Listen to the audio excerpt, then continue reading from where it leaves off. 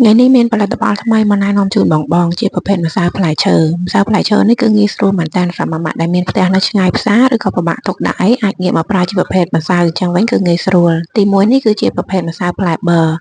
ពេលខ្លះបើសិនជាយើងទុកឲ្យរៀងទុំជ្រុលវាអាចនឹងរសជាតិល្វីងប៉ុន្តែបើប្រើជាប្រភេទម្សៅអញ្ចឹងងាយស្រួលហើយអត្ថប្រយោជន៍របស់វាគឺជួយដល់សុខភាពបេះដូងជួយដល់ភ្នែកជួយបង្ការជំងឺមហារីកនិងការពារជំងឺពុកឆ្អឹងចំណែកទីពីរនេះគឺជាប្រភេទម្សៅផ្លែទទឹម